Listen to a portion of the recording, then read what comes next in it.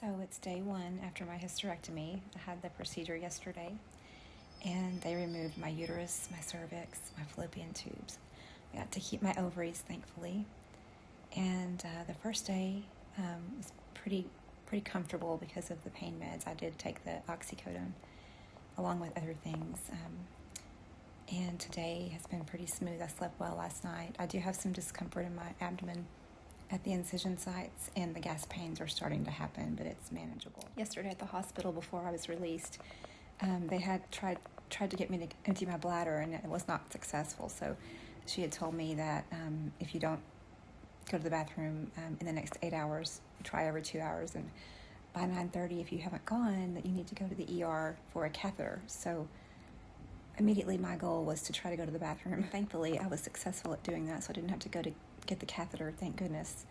So, and that's getting better too. So I'm just resting now, and I'm comfortable, and my husband is a very good nurse, thankfully. Hello again. I am on day 2 now. My surgery was Wednesday, and this is Friday afternoon.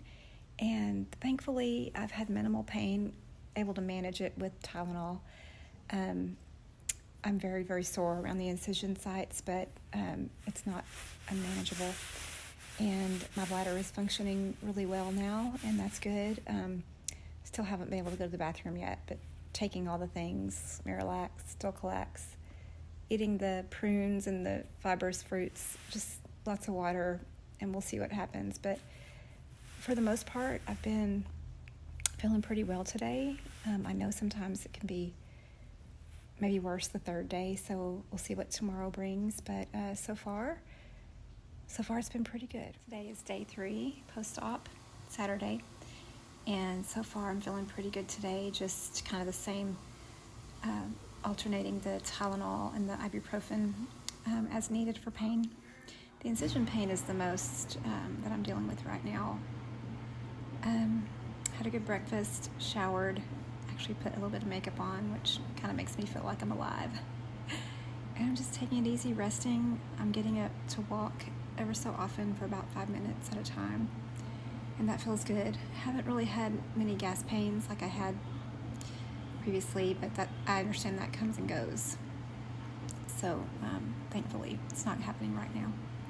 So I'm just gonna rest up. Hey everybody, today is day 4 post-op. So my surgery was Wednesday, today is Sunday, and I feel like slowly my body is starting to heal. I'm gaining a little bit of strength, and I only say that because it's getting a little bit easier to get in and out of bed without so much help.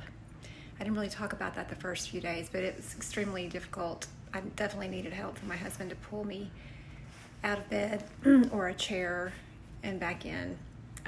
Just there's so much, muscle engagement with that normally, you can imagine.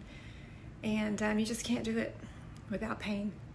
So I'm also feeling more tired easily. And I don't know if that's just my body telling me, you hear about, as I watch the videos, it's always been said to walk as much as you can.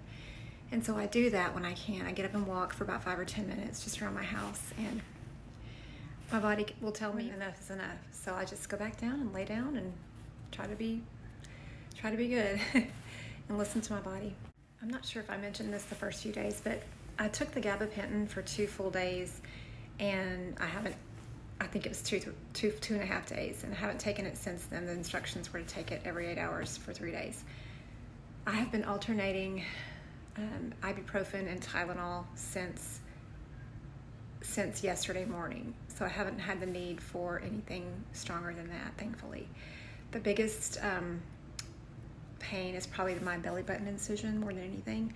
I've been fortunate not to have the gas pains that you hear about. I have a little bit of it, but it's very, very manageable pain-wise. So thankful for that. One thing that I am super excited about, or trying to stay positive about, is the thought that the fibroid is no longer there. It's been removed, and it was fairly large. It was 8 centimeters, and it was causing some major discomfort there toward the end.